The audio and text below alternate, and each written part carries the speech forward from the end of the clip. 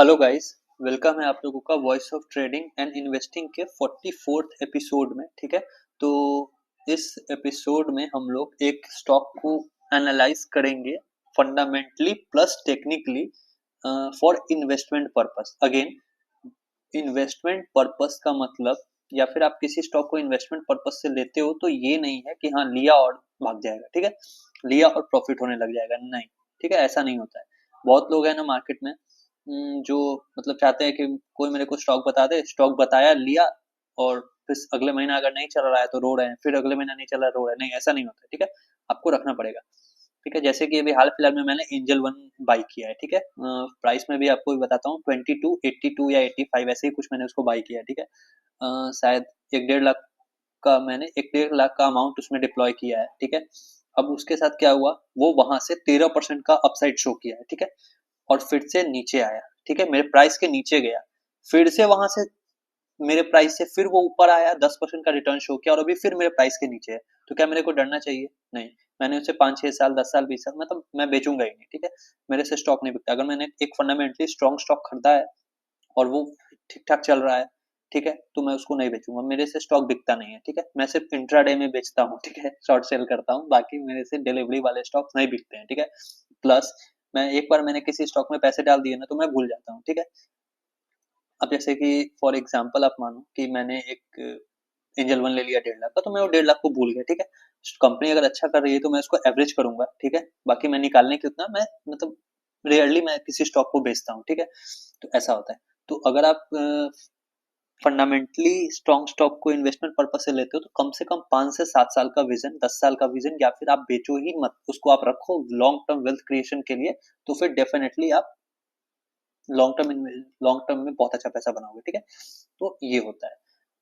चलो, इसी के साथ स्टॉक को डिस्कस करने से पहले इन्वेस्टमेंट क्राइटेरिया जिसको मैं फॉलो करता हूँ पर्सनली, मैं इसी क्राइटेरिया पे स्टॉक का बाइंग करता हूँ लॉन्ग टर्म के लिए। ठीक है, वो एक बार डिस्कस करेंगे। पहला है फंडामेंटली स्ट्रॉन्ग स्टॉक। ये तो कैजुअल है, हर कोई बोलते रहता है कि हाँ फंडामेंटली स्ट्रॉन्ग स्टॉक लेना चाहिए, पर लेते बहुत कम लोग हैं। अगेन, बोलेंगे सब पर लेंगे नहीं। सबको क्या लेना है? आइडिया लेना है, सुजलॉन लेना है। ठीक है, ट्राइडेंट लेना है, ये लेना है, वो लेना है, 1 रुपया 2 रुपया वाला कुछ भी उठा लेना है, कचरा पट्टी, और उसको रख लेना है अपने पोर्टफोलियो में। ऐसा नहीं है। फंडामेंटली स्ट्रॉन्ग स्टॉक जब बोला गया तो फंडामेंटली स्ट्रॉन्ग स्टॉक लेना है। उसको कैसे डिफाइन होना है? तो हम लोग उसका आरओसी देखेंगे, आरओई देखेंगे, प्लस उसका वैल्यूएशंस भी देखना पड़ता है। ठीक है, इसमें वो वैल्यूएशन वाला पॉइंट नहीं है, पर हाँ आप याद रखो, स्टॉक का वैल्यूएशन जब वो सस्ते वैल्यूएशन पे मिलेगा तब हम लेंगे, तब जब वो फिर ऊपर जाएगा तो हम लोगों को बेनिफिट होगा। ठीक है, प्लस हम लोगों को कंपनी का कैश रिजर्व देखना है कि कंपनी के पास रिजर्व कैश कितना है, एसेट्स कितने हैं। ठीक है, cash reserve in the sense कि आप ऐसे समझो, मान लो मैं एक कंपनी हूँ। ठीक है, मेरा अर्निंग्स हो गई, मान लो मैं 1 लाख महीने का कमाता हूँ, तो क्या होगा, 60,000 का मेरा खर्च है, 40,000 मैंने रखा। वो क्यों रखा? वो इसलिए रखा कि फ्यूचर में अगर मेरे को कोई प्रॉब्लम आई तो वो कैश रिजर्व मेरे काम आएगा। वैसे ही कंपनी भी प्रॉफिट वॉफिट हटा के एक कैश रिजर्व रखती है। ठीक है, अगर उसे जरूरत नहीं पड़ी तो वो कैश रिजर्व रखते जाएगी और बढ़ते जाता है, बढ़ते जाता है। ठीक है, जैसे मैंने क्या किया, 60,000 का यूटिलाइजेशन है मेरा, 40,000 मेरे पास रह गए। ठीक है, अब ये 40,000 इस महीने मेरे काम नहीं आए। ठीक है, अब अगले महीने क्या होगा, फिर से मैं 1 लाख कमाऊंगा, 60,000 यूज करूंगा, फिर 40,000 मेरे स्टॉक रिजर्व, मेरे रिजर्व में आ गए। तो अब तीसरे महीने में मेरे पास 80,000 के रिजर्व हो गए। ठीक है, क्योंकि वो पिछला 2 रिजर्व मेरे काम ही नहीं आया। तो ये होता है कैश रिजर्व। तो ये भी आपको देखना पड़ेगा कि कंपनी के पास कैश रिजर्व कितना है।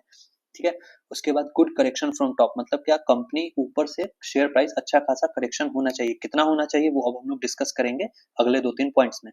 तीसरा है मंथली सपोर्ट एंड रेजिस्टेंस, मतलब क्या, हम लोग स्टॉक को मंथली चार्ट पे एनालाइज करेंगे फॉर इन्वेस्टमेंट पर्पस। डेफिनेटली आपको मंथली चार्ट कंसीडर करना चाहिए। ठीक है, डेफिनेटली क्या करना ही चाहिए, मंथली चार्ट पे ही इन्वेस्टमेंट होता है, मंथली सपोर्ट पे।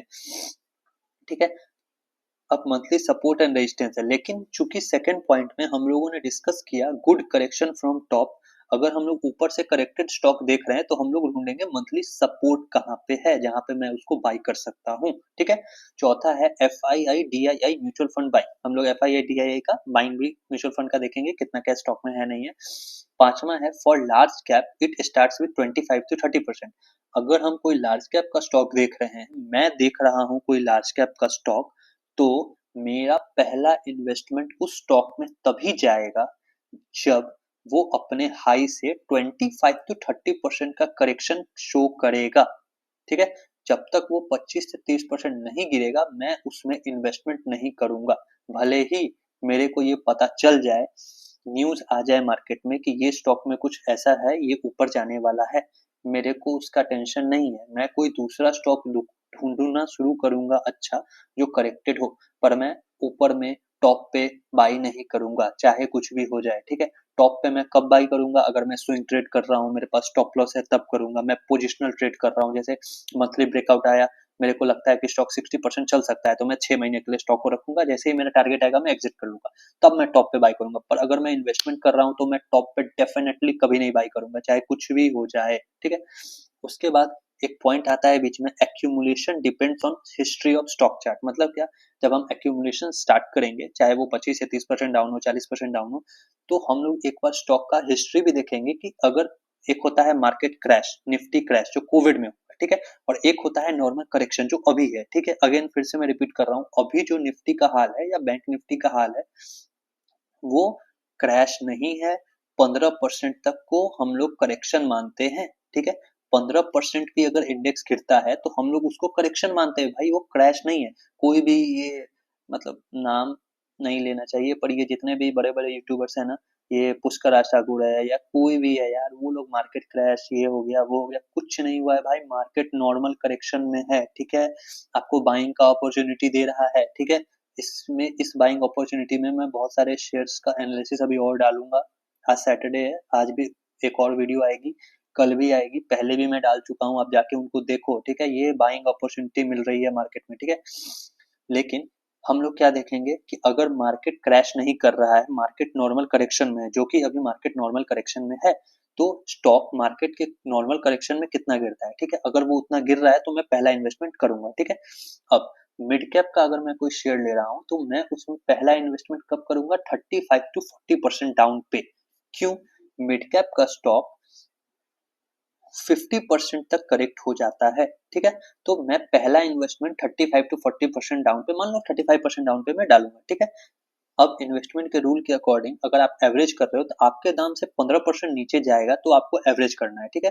तो मैं 35% डाउन पे लूंगा, वहां से अगर अगर किसी कारणवश वो 15% और नीचे आ जाता है, मान लो मार्केट करेक्शन के साथ ही, तो मेरे पास एवरेज के लिए मेरा रूल सेटलमेंट होगा और मैं 15% नीचे एवरेज करूंगा। अब मान लो आपने 20% डाउन पे ही कोई मिड कैप का स्टॉक खरीद लिया, अब वो 35% डाउन आया, फिर एक लॉट डालोगे, फिर वो नीचे आया, फिर कितना डालोगे?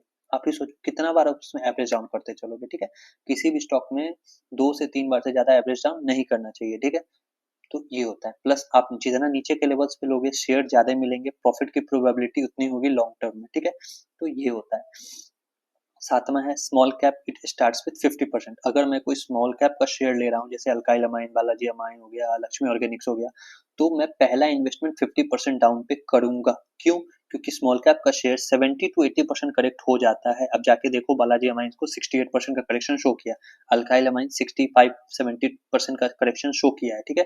तो हो जाता है इनमें इतना करेक्शन, तो मैं 50% डाउन पे खरीदूंगा, मेरे दाम से 20% नीचे आएगा, तो मैं एक बार और एवरेज करूंगा, फिर मैं रुक जाऊंगा अगेन। इसके बाद एक और पॉइंट आप याद रखो कि जब आप एवरेज डाउन करोगे नीचे में, ठीक है, जब आप पहले अपने किसी स्टॉक को लिया और नीचे में, तो उस समय भी उसका फंडामेंटली एनालिसिस करना बहुत इंपॉर्टेंट है, ठीक है। क्यों इंपॉर्टेंट है? अब देखो, मान लो किसी ने यस बैंक को 400 पे था, वो 200 पे आया तो ले लिया, नो डाउट लिया होगा, लिया ही है, बहुत के पोर्टफोलियो में पड़ा हुआ है। पर जब वो 200 का 100 हुआ, तो कितनों ने उसका फंडामेंटल एनालिसिस किया? नहीं किया। क्यों? एवरेज करना है, एवरेज करना नहीं, एवरेज डाउन में भी आपको एनालिसिस करना है। क्यों? मान लो आज मेरे को कोई एक कॉनकॉर्ड है, ठीक है, मेरे को अभी 800 पे पसंद आ रहा है, मैंने ले लिया, ठीक है। उस समय अच्छा था तो मैंने खरीदा। अब जब मैं एवरेज कर रहा हूँ और उसका फंडामेंटल्स खराब है, तो मैं क्यों लूंगा? एक बात आप ध्यान रखो, एवरेज डाउन का फायदा भी तभी होता है जब शेयर प्राइस बढ़ेगा, ठीक है। आपने एवरेज डाउन किया, क्यों किया? कि मेरा प्राइस नीचे आए, प्राइस नीचे आएगा, ठीक है, प्राइस आपको नीचे मिला, पर अगर प्राइस नीचे ही चला गया तो क्या करोगे? और नीचे चला जाता, चला गया तो क्या करोगे? तो एवरेज डाउन का फायदा भी तभी होगा जब आप प्रॉफिटेबल कंपनी में पैसे डालोगे। प्रॉफिटेबल कंपनी कौन है? जो फंडामेंटली स्ट्रांग है, ठीक है। तो इसीलिए आप फिर से उसका एनालिसिस करोगे, क्या कंपनी प्रॉफिटेबल है? हाँ है। कंपनी फंडामेंटली स्ट्रांग अभी भी है? हाँ है। उसके जो भी फंडामेंटल्स है वो एज इट इज इंटैक्ट है, हाँ है, तो मैं एवरेज करूंगा। ठीक है, अब अगर आप लॉस मेकिंग कंपनी को एवरेज करते चलोगे तो आप कितना भी, अब देखो 400 वाला यस बैंक 300 हुआ, 200 हुआ, 100 हुआ, 50 हुआ, 20 हुआ, साला 10 हो गया, कितनों ने उसको एवरेज किया, 1 रुपए का रिटर्न नहीं मिल पाया उन लोगों को। ठीक है, तो कोई बेनिफिट नहीं होगा अगर आप लॉस मेकिंग कंपनी में एवरेज करते हो तो। इसीलिए आपको एवरेज डाउन करते समय भी एक बार फंडामेंटल एनालिसिस उसका करना चाहिए कि स्टॉक ठीक है कि नहीं। अगर स्टॉक में फंडामेंटली कोई गलती है तो ठीक है भाई, मैं मार्केट से हाथ जोड़ के बोलूंगा ठीक है, स्टॉक में मेरे को गलती हो गई, चलो जो स्टॉक मेरे पास है वो मैं रखता हूँ, बाकी ये अमाउंट मैं किसी अच्छे स्टॉक में अब डिप्लॉय करूंगा जो मेरे को अभी पसंद आ रहा है। ठीक है, तो ये होता है। तो इसी के साथ हम लोग का जो कंपनी है वो है इंडियन ऑयल कॉर्पोरेशन। ठीक है, आईओसीएल है। देखो यहाँ पे मार्केट कैप है 1.6 165 572 करोड़, मतलब क्या, मार्केट कैप हम लोगों को बता रहा है कि कंपनी लार्ज कैप है। ठीक है, करंट प्राइस 117, हाई है 191 का, एक्चुअली 196 का हाई है, ये 52 वीक के अकॉर्डिंग दिखाता है। ठीक है, तो 196 का हाई है, स्टॉक पी 17 है। ठीक है, बुक वैल्यू 128 है, मतलब क्या है, कंपनी अभी अपने बुक वैल्यू से नीचे मिल रही है, प्लस अभी मार्केट का जैसा कंडीशन है, हो सकता है ये आपको 100 के आसपास मिल सकता है, तो बुक वैल्यू से और कम पे मिलेगा। डिविडेंड यील्ड बहुत सॉलिड है, आरओसी 21, आरओई 25, बहुत ही ज्यादा जबरदस्त है। सरकारी कंपनी है, महारत्न कंपनी है। ठीक है, इंडिया की सबसे बड़ी पेट्रोलियम कंपनी है, पेट्रोलियम और गैस, इंडियन ऑयल का आता है, आईओसीएल पेट्रोल पंप भी इन्हीं का है। ठीक है, अभी हम लोग के घर के नीचे गैस पाइपलाइन का सेटलमेंट चल रहा है, वो भी इंडियन ऑयल का ही है। ठीक है, तो अच्छा खासा इनका बिजनेस है। ठीक है, अब आगे आते हैं इसका पी रेशियो पे।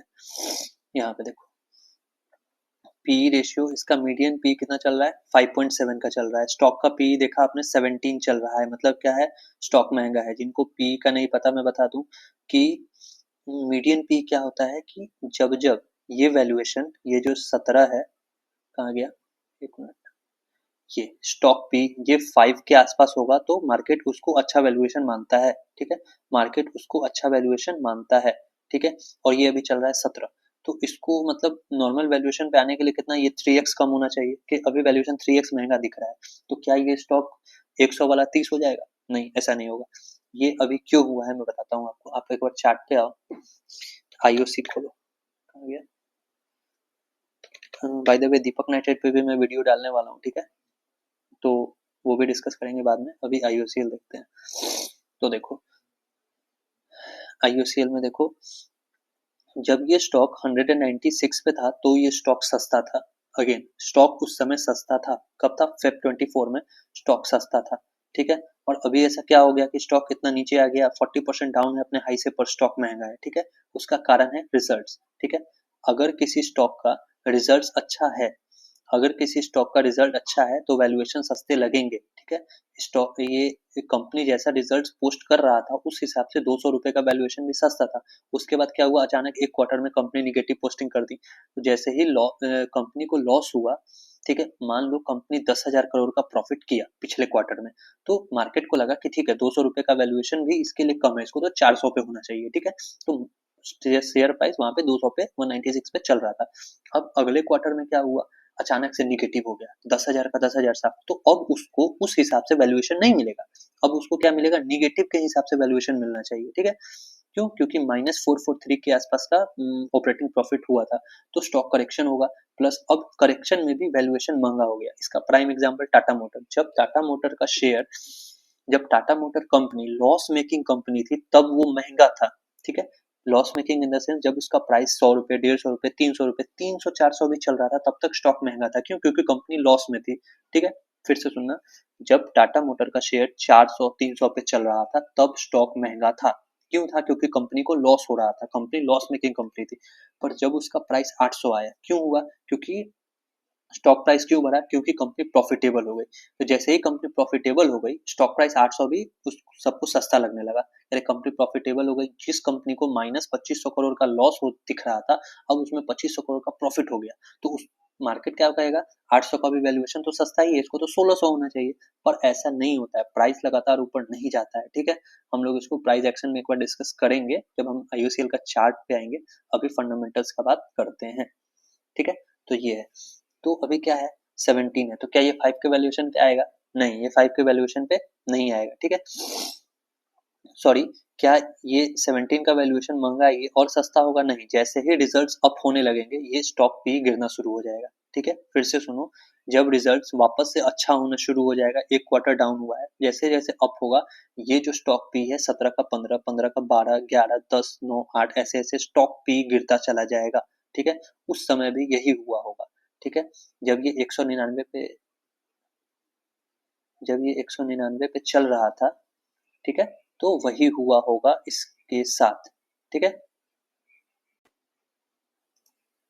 ठीक है, जब ये 199 पे था, ठीक है, रिजल्ट्स अच्छे आ रहे थे, रिजल्ट्स बहुत अच्छे आ रहे थे, तो वैल्यूएशन सस्ता था। ठीक है, ये 5-6 के पी पे चल रहा होगा। जैसे ही रिजल्ट्स डाउन हुआ क्वार्टरली, ये महंगा हो गया। ठीक है, तो रिजल्ट्स में क्या है, रिजल्ट्स अप एंड डाउन होते रहेंगे। ठीक है, रिजल्ट्स अप एंड डाउन होते रहेंगे हर कंपनी में। हाँ, ये एक निगेटिव है कि कंपनी अचानक से 10,000 के ऑपरेटिंग प्रॉफिट से सीधा निगेटिव हो जाती है। ये एक थोड़ा सा मतलब क्या बोलूं, नेगेटिव पॉइंट दिखता है। पर आप ये भी देखो कि सरकारी कंपनी है और आईओसीएल है। आप किसकी बात कर रहे हो? हम लोग आईओसीएल की बात कर रहे हैं। ठीक है, फंडामेंटली आप देखोगे ना, तो लार्जेस्ट पेट्रोलियम कंपनी है इंडिया की, महारत्न कंपनी है। ठीक है, प्लस अभी फिलहाल इनके क्या बोलते हैं उस पे, पेट्रोल पंप पे टाटा पावर का इलेक्ट्रिसिटी चार्जिंग पॉइंट्स का बहुत बड़े बड़े मेट्रो सिटीज में हुआ पड़ा है। पर एक चीज आप ध्यान दो, ध्यान ये दो कि आने वाला समय अगर ईवी का है, अगर आने वाला समय ईवी का है और इंडिया में 70% व्हीकल ईवी इलेक्ट्रिक व्हीकल चलने वाली है, तो क्या आईओसीएल पेट्रोल डीजल बेचेगा? नहीं, फिर वो इलेक्ट्रिक पे शिफ्ट करेगा। ठीक है, तब ये क्या करेगा, टाटा पावर से अपना कोलिशन तोड़ेगा। ठीक है, टाटा पावर होगा साइड और इंडियन ऑयल अपना इलेक्ट्रिसिटी चार्जिंग पॉइंट लगाएगा। अभी आप आईओसीएल पे जाओगे, जहां भी इनका सेटलमेंट हो रहा है, मुंबई, दिल्ली, पुणे, चेन्नई, कहीं भी हो रहा है, पर हाँ करार हुआ पड़ा है, वहां पे क्या है, पेट्रोल पंप है इंडियन ऑयल का, लेकिन जहां पे इलेक्ट्रिक व्हीकल चार्ज होगा वहां पे टाटा पावर लिखा हुआ है। तो ये एक निगेटिव बायस क्रिएट करता है। लोगों को पता है अरे मैं टाटा पावर के चार्जिंग स्टेशन पे चार्ज कर रहा हूँ, पर जैसे ही इलेक्ट्रिक का बूम आएगा, पेट्रोल डीजल की डिमांड घटेगी। क्यों? ज्यादातर लोग इलेक्ट्रिक व्हीकल खरीदेंगे तो फिर चार्जिंग पॉइंट ढूंढेंगे, ना कि पेट्रोल पंप ढूंढेंगे। तो आईओसीएल क्या करेगा, अभी तो वही ढूंढ रहे हैं ना कि हाँ पेट्रोल पंप है उस पे टाटा पावर का चार्जिंग पॉइंट है, पर उस समय क्या होगा, लोग चार्जिंग पॉइंट ढूंढेंगे, कोई आईओसीएल का पेट्रोल पंप नहीं ढूंढने आएगा। इसीलिए आईओसीएल क्या करेगा, टाटा पावर को करेगा साइड, या किसी भी पावर कंपनी को करेगा साइड, और खुद का चार्जिंग पॉइंट लगाएगा, ताकि लोग को पता चले कि हाँ मैं आईओसीएल के पेट्रोल चार्जिंग स्टेशन पे चार्ज करके आ रहा हूँ। तो आने वाला समय में इसका ग्रोथ, इसका स्कोप बहुत ज्यादा है। ठीक है, तो ये है। तो इसीलिए एक क्वार्टर का रिजल्ट्स खराब आ गया तो कोई बहुत बड़ी बात इसमें नहीं है। ठीक है, कोई बहुत मतलब टेंशन लेने वाली बात नहीं है। जैसे ही धीरे धीरे रिजल्ट्स आ पाएंगे, स्टॉक सस्ता हो जाएगा। अब अगेन क्या ये स्टॉक 30 का हो जाएगा? आप देखो, कोविड के क्रैश में भी ये 30 का नहीं गया था, तो क्या ये अभी रिजल्ट्स खराब पे 30 आ जाएगा? नहीं। क्या होता है, वैल्यूएशन, ठीक है, स्टॉक का चार्ट, स्टॉक का प्राइस, स्टॉक का पी, ये चारों चीज देख के आप एनालाइज करोगे कि क्या है, नहीं है, क्या हो सकता है। ठीक है, तो वो हम लोग चार्ट अभी डिस्कस करेंगे। ठीक है, उससे पहले चलो, तो ये हम लोग क्या जाने, जैसे जैसे रिजल्ट्स अप होंगे ये स्टॉक भी डाउन होता चला जाएगा। ठीक है, बाकी लार्ज कैप कंपनी है, 50-55% से ज्यादा ये करेक्शन में नहीं आती। हाँ, अब अगेन एकदम एग्जैक्टली किसी को ऐसा पता है कि इंडियन ऑयल लगातार लॉस में जाने वाली है, तो अगर ये इसको लगातार लॉस होने लगेगा तब तो ये 1 रुपए 2 रुपए पे येस बैंक की तरह आ जाएगा। लेकिन क्या फ्यूचर किसी को पता है? नहीं पता है। हम लोग क्या अज्यूम कर देंगे, हाँ स्टॉक कंपनी अच्छा है, ये है वो है, सब कुछ ठीक है, जो भी एनालिसिस है हम इसको लेंगे। ठीक है, फ्यूचर तो किसी को नहीं पता। तो इस व्यू पे हम लोगों को चलना है। ठीक है, तो फिलहाल के लिए महंगा है, पर महंगा है तो हम लोगों को लेना कहाँ है, एक अच्छा सपोर्ट जोन ढूंढना है। ठीक है, जहां से जब कंपनी प्रॉफिटेबल होगी तो वो सस्ता होना शुरू हो जाएगा। ठीक है, ये होता है। अब आते हैं यहाँ पे, देखो फिलहाल अभी बीपीसीएल इससे सस्ता चल रहा है, एचपीसीएल भी सस्ता चल रहा है। ठीक है, और बाकी सब भी ठीक ठाक वैल्यूएशन पे चल रहा है। रिलायंस 23 पे है, तो रिलायंस का बाद दूसरा है। ठीक है, तो अभी बीपीसीएल और एचपीसीएल भी सस्ते पे मिल रहे हैं, पर वो स्टॉक अपने हाई से इतना इतना करेक्टेड नहीं है जितना आईओसीएल है। प्लस इन तीनों में सबसे बड़ी कंपनी कौन है? आईओसीएल। ठीक है, प्लस आप एक और चीज देखो, अगर आईओसीएल डाउन है तो रिलायंस भी ऊपर से 30% डाउन है। ठीक है, बीपीसीएल भी डाउन है, एचपीसीएल भी डाउन है। तो ये जो शेयर में करेक्शन चल रहा है, ये पूरे सेक्टर में चल रहा है। ठीक है, पूरे सेक्टर में। ऐसा नहीं है कि सिर्फ IOCL अकेला गिर रहा है, नहीं, BPCL भी गिरा हुआ है, HPCL भी गिरा हुआ है, रिलायंस भी पेट्रोलियम कंपनी है और वो गिरी हुई है। रिलायंस इंडस्ट्री में जियो मतलब उनके कपड़े लगते सारा कुछ है, पर मेजर मेजर जो उसका हिस्सा है वो पेट्रोलियम से आता है, ठीक है। रिफाइनरी पेट्रोलियम जो समुद्र में उनका प्लांट लगा हुआ है वो उनका मेजर हिस्सा है। रिलायंस का रीढ़ का हड्डी जो पता है ना, रिब केज, वो है पेट्रोलियम। वो अभी रिलायंस उसी वजह से गिरा हुआ है, उनका सारा बिजनेस नॉर्मल चल रहा है, पर ये पेट्रोलियम बिजनेस डाउन चल रहा है। तो अगेन सेक्टर में ही थोड़ा सा डाउनफॉल अभी है फिलहाल के लिए, ठीक है। अब आ जाते हैं ऑपरेटिंग प्रॉफिट। देखो स्टॉक जब गिरा था, ठीक है, देखो जब स्टॉक में निगेटिव प्रॉफिट आया था, कौन सा सेक्टर है, सितंबर 24 है। आप देखो सितंबर में स्टॉक कहाँ था, सितंबर में स्टॉक था हाई पे, ठीक है।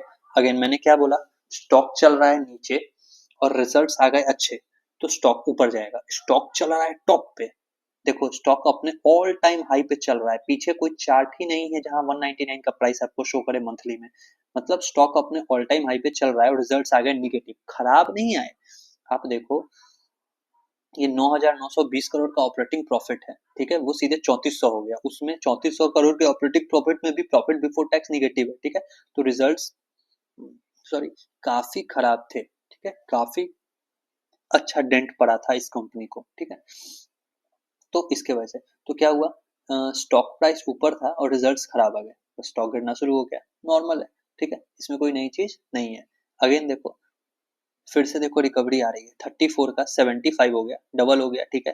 2 का मार्जिन 4 का हो गया, मतलब कंपनी वापस से ऊपर आना शुरू कर रही है। अब एक चीज आप याद रखो, ये सोच के मत लो कि मैं लूंगा ये 900 ये 200 हो जाएगा, नहीं।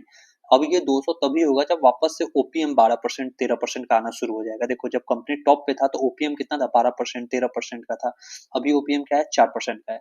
तो जब तक कि ओपीएम 3x नहीं बढ़ेगा, 12 11 9 नहीं होता है, तब तक ये 200 के प्राइस पे नहीं जाने वाला, ठीक है। ये भी चीज आप ध्यान में रख लो, ठीक है। अगेन वही देखो नेट प्रॉफिट माइनस में चला गया था, फिर पॉजिटिव है और फिर से पॉजिटिव होगा, ठीक है, अप्स डाउन चलते रहेंगे, ठीक है। तो ये है, अब ये हो गया। अब आगे देखते हैं, एक बार शेयर होल्डिंग पैटर्न, ये तो ट्रेलिंग 12 मंथ्स का, एक बार शेयर होल्डिंग पैटर्न देख लेते हैं, ठीक है।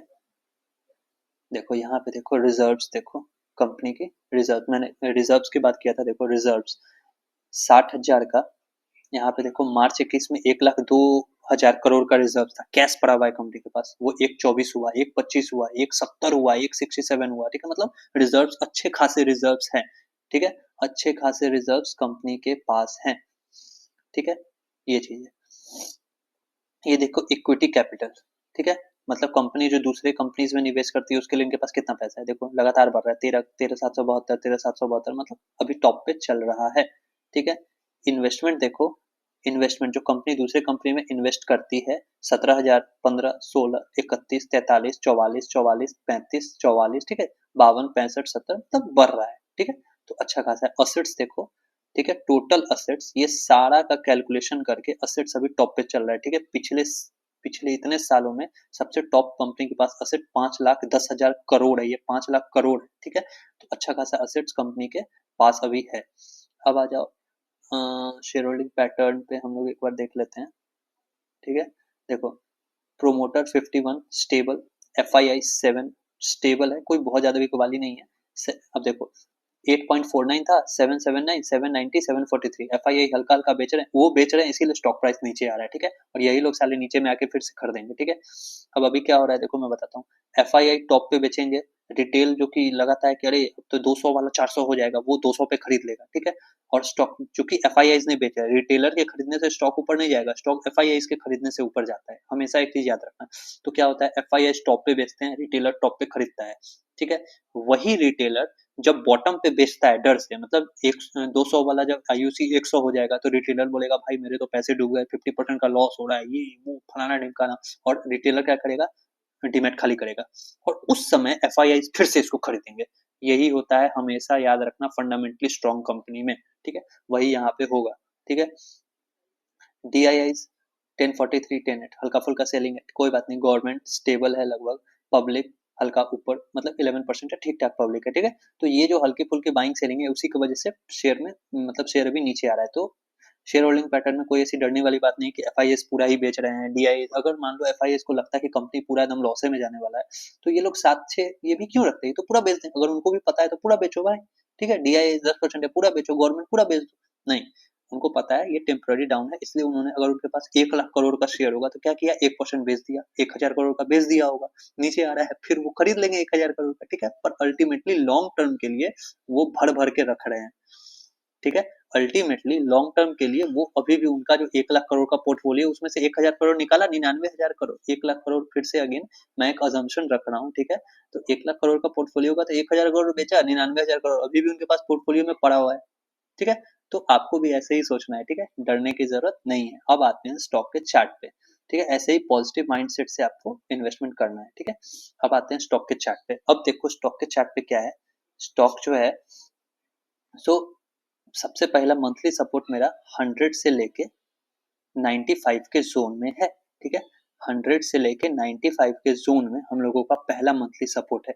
अब चार्ट पे आपको सबसे पहले क्या देखना है, देखना है कि स्टॉक प्राइस कितना करेक्टेड है, ठीक है, उसके लिए हम लोग एक बार अपने इन्वेस्टमेंट क्राइटेरिया पे आएंगे, लार्ज कैप के लिए 25 to 30% का पहला करेक्शन होना चाहिए, ठीक है, तब मैं लूंगा, ठीक है, स्टॉक अभी अपने हाई से 40% का करेक्शन है, शो कर रहा है, ठीक है, स्टॉक अपने हाई से 40% करेक्टेड है, तो हम लोगों का जो लार्ज कैप के लिए जो हम लोगों का क्राइटेरिया है वो एकदम फुलफिल हो जाता है, उससे ज्यादा ही मैं 25 से 30 मान के चलता हूँ, ये तो 40 पे मिल रहा है, तो हम लोगों के लिए गोल्डन अपॉर्चुनिटी है पहला लेवल ऑफ इन्वेस्टमेंट के लिए, अगेन मैंने भी इसको खरीद के रखा है 130 के प्राइस पे, ठीक है, 35% डाउन पे मेरे को मिल रहा था, मैंने खरीद लिया और अभी ये डाउन चल रहा है, ठीक है, मैं 100 पे एक बार फिर से एवरेज करूंगा, ठीक है, तो ये तो अलग बात है, ठीक है, लेकिन जिन्होंने भी नहीं लिया और लेने का सोच रहे हैं तो अच्छा चीज है, आपको नीचे में मिल रहा है एक अच्छा स्टॉक, इसका रिटर्न रेशियो भी अच्छा है, फ्यूचर ग्रोथ भी है, प्लस डिविडेंड यील्ड भी तगड़ी है, 10% की डिविडेंड यील्ड है इस कंपनी की, ठीक है, तो अच्छा है। अब देखो 40% करेक्टेड है, अब ये 100 से लेके 93 का जोन है, ये कैसे निकला, अब देखो यहाँ पे देखो, अक्टूबर 21 में एक बार रेजिस्टेंस लेके डाउन आया, वापस से आया जुलाई में, थोड़ा सा रेजिस्टेंस लेके ब्रेकआउट आया, अब देखो ये जोन इंपॉर्टेंट क्यों है, हम लोग क्या करते हैं प्राइस एक्शन वाइज, ब्रेकआउट आता है, रिटेस्ट होता है, फिर हायर हाई लगता है, फिर से सुनो, प्राइस एक्शन में ब्रेकआउट, रिटेस्ट और हायर हाई लगता है, यहाँ पे क्या हुआ, ब्रेकआउट तो हुआ पर रिटेस्टिंग नहीं हुई है, ठीक है, और कंपनी का रिजल्ट डाउन आ गए, ये 80 को 100 को पार किया तो सारा सीधा 200 चला गया, ठीक है, अब अभी क्या है, ये एक तरह से करेक्शन में रिटेस्टिंग करने आ रहा है, ठीक है, करेक्शन में रिटेस्टिंग करने आ रहा है, ठीक है, अब इसका प्राइम एग्जांपल आप एंजल वन देखो, मैं हर बार एग्जांपल में ये दिखाता हूँ, एंजल वन देखो, मंथली ब्रेकआउट आया, अक्टूबर 23 में स्टॉक हो गया डबल, अभी रिटेस्टिंग एक बार किया है, और इसको मैंने ये दोबारा जो नीचे आ रहा था यहीं पे कहीं 2300 2282 पे खरीद रखा है, ठीक है, तो ये है, तो अभी स्टॉक क्या है, आईयूसी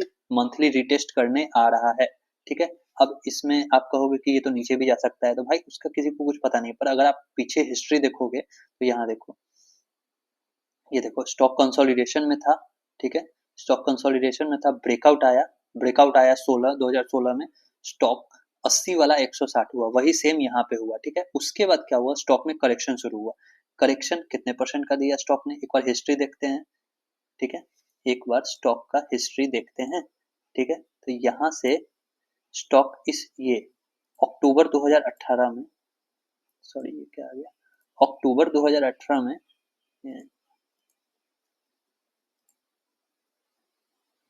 देखो स्टॉक 54% का करेक्शन दिया था, मैं मानता हूँ 50% का, और उसी समय स्टॉक ने एक हैमर जैसा फॉर्मेशन किया, ठीक है, यहाँ पे हैमर जैसा, तो हमेशा एक चीज याद रखना, कभी भी स्टॉक एक चार्ट पैटर्न बनाएगा, कंसोलिडेशन करके ब्रेकआउट आएगा तभी होगा, ये नहीं कि सपोर्ट पे आया हैमर बना और वो वहां से डबल हो जाएगा, नहीं, हैमर बाइंग शो करता है, पर लॉन्ग टर्म के लिए, लॉन्ग विजन के लिए हैमर काम नहीं करेगा, उस समय मेरे को सपोर्ट पे क्या चाहिए, डबल बॉटम चाहिए, या फिर हैमर बने उसके बाद कंसोलिडेशन हो मंथली टाइम फ्रेम में फिर ऊपर जाए, तो मैं समझता कि हाँ ये 200 के ऊपर जाएगा, 150 के ऊपर जाएगा, ठीक है, ये सिर्फ एक हैमर पे मैं ये नहीं कहूंगा, ठीक है, हाँ पर ये मंथली सपोर्ट था, ठीक है, अब देखो स्टॉक क्या करता है, यहाँ से अक्टूबर में ऊपर आया, ठीक है, 112 पे, ठीक है, उसके बाद देखो फिर से स्टॉक नीचे आया, स्टॉक नीचे क्यों आ रहा था, हो सकता था स्टॉक यहाँ आता डबल बॉटम बनाता, या फिर यहाँ लो के पास आता कंसोलिडेशन देता फिर से ऊपर आता, या फिर हो सकता था इसके नीचे एक क्लोजिंग दे देता ट्रैप करके ऊपर चला आता, कुछ भी करता स्टॉक, क्योंकि स्टॉक का फंडामेंटल तो उस समय भी अच्छा था। पर स्टॉक ने किया क्या? स्टॉक ने क्या किया? स्टॉक 70 के नीचे खसक के चला गया 48 पर। क्यों गया? ये है कोविड का टाइम अगेन, ठीक है। जब स्टॉक करेक्ट हो रहा था उसी समय कोविड का न्यूज आ गया था, ठीक है। दिसंबर 20 में, जनवरी 20, फेब 20, मार्च 21 में, ठीक है, जब लॉकडाउन लग गया था। तो क्या हुआ, ये जो 54% से नीचे का करेक्शन आया, ये स्टॉक का करेक्शन नहीं था। स्टॉक अपना 50% का करेक्शन साइकिल अक्टूबर में पूरा करता है, ठीक है, ऊपर जाता है फिर नीचे आता है, ठीक है। और यहाँ पे ये स्टॉक कोविड की वजह से नीचे गया। किसी को भी, जो भी, मैं हूँ या फिर आप एग्जाम्पल मानो सुभाषीष सर हैं, घनश्याम सर हैं, फिर मुकुल अग्रवाल है, ये कोई भी है, अगर आपको कोई सही नॉलेज देता है तो वो यही देगा कि प्राइस एक्शन में क्या होता है, चाहे वो इंट्राडे हो या मंथली। रैली आती है, करेक्शन आता है, कंसोलिडेशन होता है और फिर स्टॉक चलता है। ये नहीं कि सपोर्ट पे आया, सपोर्ट से ऊपर चला जाएगा, नहीं, कंसोलिडेशन होगा, ठीक है, कंसोलिडेशन होगा। तो क्या हुआ, स्टॉक देखो यहाँ पे 80 वाला स्टॉक 160 हुआ, करेक्शन आया, तो ये क्या यहाँ से वापस से 160 सपोर्ट से जाएगा? नहीं, ये क्या करेगा, इसको यहाँ पे टाइम बिताना है। स्टॉक स्टॉक मार्केट में यही होता है, यहाँ पे इसको टाइम, किसी किसी भी रीजन से इसको यहाँ पे टाइम तो बिताना पड़ेगा। तो वही फिर से करेक्शन थोड़ा मोड़ा आना शुरू हो गया और उसी टाइम बिताने में कोविड आ गया और ये नीचे आ गया।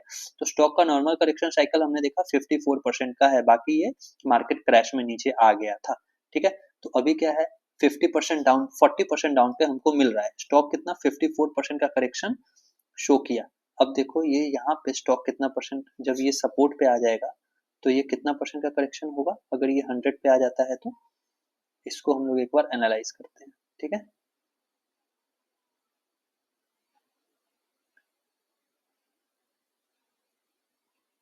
जब ये 100 पे मिलेगा तब ये 48% का करेक्शन होगा, ठीक है। तो एक बार आप खरीदते हो तो वहां से 3-4% के लिए टेंशन लेने की जरूरत नहीं है, ठीक है। तो अब इसमें कैसे करना है, तो एक तो स्टॉक मंथली रिटेस्ट करने आ रहा है, प्लस मंथली सपोर्ट भी है, कंपनी महारत्न कंपनी है, फंडामेंटल्स ठीक ठाक है, एक क्वार्टर निगेटिव होने से कोई ज्यादा फर्क नहीं पड़ता है, ठीक है। तो अब ये डिस्कस करते हैं इसको बाई कैसे करना है। तो अगर, चूंकि मैं तो ऊपर में एक बार 135 30 के 30-32 के आसपास मैंने ले रखा है, तो अभी मैं फिलहाल इसको एवरेज नहीं करूंगा, ठीक है। मैं एवरेज, अब मेरे को इंतजार है कि ये 100 आ जाए, जो कि आना चाहिए, मेरे को लग रहा है, तो मैं इसको करूंगा। अब मान लो ये ऊपर से 40% करेक्टेड है, तो अच्छा खासा लेवल पे आपको मिल रहा है। तो क्या करो ना, अगर आपके पास 1 लाख का कॉर्पस इसमें डालना है आपको, तो आप 50,000 रुपये अभी डालो, ठीक है। 116, 17, 15 कहीं भी मिल जाता है तो डालो। और बचे हुए पैसे को मैं रोकू रखूंगा, ये 100 से 95 के जोन में मेरे को मिलता है तो मैं लूंगा। क्यों? क्योंकि अभी 50,000 में मान लो आपको जो भी शेयर्स आएंगे, ठीक है, वो 50,000 जब आप 100 रुपए पे लगाओगे तो उससे ज्यादा शेयर्स आएंगे, ठीक है। तो आपका एवरेज डाउन अच्छा खासा हो जाएगा, ठीक है। तो और वहां पे मेरा इन्वेस्टमेंट का रूल भी पूरा हो जाएगा कि यहाँ पे मैंने लिया 40% डाउन पे, यहाँ से 15-20% मतलब 50 से 55% नीचे मेरे को मिल रहा है, तो मैं एक बार इसको एवरेज कर लेता हूँ, ठीक है। तो ये ऐसे आप करो, एक लॉट यहाँ बाई करो, एक लॉट के लिए इंतजार कर सकते हो, 94 से 100 के बीच में मिलता है तो फिर बाई करो। अब वहां पे एक सिनेरियो आता है, क्या ये सपोर्ट टूट सकता है? हाँ, सपोर्ट टूट सकता है, अगर सपोर्ट टूट सकता है अगर मार्केट करेक्ट होता चला गया, या फिर मार्केट में करेक्शन आ गई, क्रैश आ गया, मान लो निफ्टी है 20,000 का लेवल तोड़ रहा है, तब तो स्टॉक नहीं रुकेगा ना। तो लेकिन आप उसको अब देखो दो तरह का गिरावट है, एक होता है स्टॉक का खुद का, जैसे येस बैंक गिरा, क्या था, स्टॉक का गिरावट था, बाकी सारे शेयर रिकवर कर गए, वो साला रिकवर ही नहीं किया, ठीक है, वो क्या था, स्टॉक का डिमेरिट था। और एक होता है इंडेक्स का डिमेरिट, जैसे यहाँ पे देखो कोविड में निफ्टी गिरता चला गया तो ये भी अपना सपोर्ट तोड़ के नीचे आ गया, लेकिन जैसे ही निफ्टी में रिकवरी आई, देखो 48 वाला फटाक से 80 हो गया, डबल हो गया, रिट्रेसमेंट ब्रेकआउट, ठीक है। तो यही है, अगर जब स्टॉक 94 से 100 के जोन में होगा, उस समय मान लो कोई क्रैश हो गया बाहर में, मान लो अमेरिका और रशिया लड़ लेता है, अमेरिका चाइना में लड़ाई हो जाती है, या कुछ भी हो जाता है, कोई बड़ा दो देश लड़ लेता है, ठीक है, उसमें ये फ्रांस इन्वॉल्व हो जाए, ईरान इन्वॉल्व हो जाए, जो तेल वाला देश सब है, तो फिर क्या होगा, तेल महंगा होगा, इंडियन मार्केट क्रैश करना शुरू करेगा, तो फिर ये 94 का लेवल टूट के नीचे भी आ सकता है। तो अगर आपको दिखता है, आप मान लो आप एक बार यहाँ बाई किए, एक बार 100 से 95 के जोन में बाई कर लेते हो, उसके बाद अगर आपको दिखता है कि मार्केट में क्रैश आ रहा है और स्टॉक नीचे मिल रहा है कहीं भी 71, 60, 80 के जोन में, तो डेफिनेटली आपको इसको बाई करना चाहिए। क्यों? क्योंकि स्टॉक में कोई दिक्कत नहीं है, मार्केट के करेक्शन वो नीचे जा रहा है, वैसे में ही स्टॉक को लेने में मजा है। स्टॉक में कोई प्रॉब्लम नहीं है, मार्केट में अच्छा है, मेरे को नीचे, अब देखो टीसीएस अभी चल रहा है 4,000, मान लो एक क्वार्टर रिजल्ट्स खराब आ जाते हैं, वो गिर के आ जाता है 3,000, उस समय मार्केट क्रैश आ जाता है और वो मिल जाता है 1,000 पे। भाई 4,000 का टीसीएस 1,000 पे मिल रहा है, भाई भगवान, मतलब पैर पकड़ो भगवान के कि भाई मेरे को दिलवा दिया 1,000 पे टीसीएस। मैं तो ऐसे सोचता हूँ, ठीक है। तो इस व्यू से आपको इसमें इन्वेस्टमेंट करना है। ये मान के चलो कि ये सपोर्ट नहीं टूटेगा, ठीक है, मंथली अच्छा खासा सपोर्ट है, पर अगर टूटता है और उस समय टूटते टाइम देखो कि मार्केट में कोई कुछ वैसा निगेटिव है क्या, निफ्टी अगर नीचे चला जा रहा है, चला जा रहा है, तो फिर कोई भी स्टॉक, या रिलायंस ही क्यों ना हो, टूटेगा ही टूटेगा। तो फिर आपको ये सब नीचे लेने का मौका देगा, ठीक है। तो वहां पे आप इसमें फिर से इन्वेस्टमेंट कर सकते हो, ठीक है। तो ये रहेगा। अगेन यहाँ पे 40% डाउन पे, फिर 100 से 95 के जोन में, और अगर मार्केट करेक्शन में मार्केट क्रैश करना शुरू करता है तो फिर ये नीचे हो सकता है मिलेगा। कैसे यहाँ पे मंथली सपोर्ट टूटा, तो फिर वहां पे आप सोचो इसको और भी लेने का, ठीक है। चलो, ये था आईओसी का एनालिसिस, ठीक है। वीडियो पसंद आया हो ना तो प्लीज़ हाँ लाइक कर देना, वीडियो को कमेंट्स करो और चैनल को सब्सक्राइब कर लेना। और ऐसे ही और भी बहुत सारे वीडियोस मैंने पिछले 20-21 दिन में पोस्ट किए हैं, ठीक है, जिसमें एंजल वन, हीरो मोटो, डी मार्ट, ठीक है, ऐसे ऐसे बहुत से शेयर्स हैं। टाटा कंज्यूमर है, एक साइड का मैंने एनालिसिस शेयर कर रखा है, ठीक है। तो उन सारे शेयर्स का भी एनालिसिस आप जाके चेक करो, उसमें बहुत सारे शेयर्स अभी भी उस प्राइस पे हैं, ठीक है। उनमें भी मैंने ऐसे ही दो दो लेवल्स बता रखे हैं मंथली सपोर्ट के, जहाँ पे आप इन्वेस्टमेंट कर सकते हो। तो डू चेक दैट वीडियो, ठीक है, उसका मैंने अलग से प्लेलिस्ट बना दिया है, ठीक है। चलो, मिलते हैं अगले एनालिसिस वीडियो में, बाय।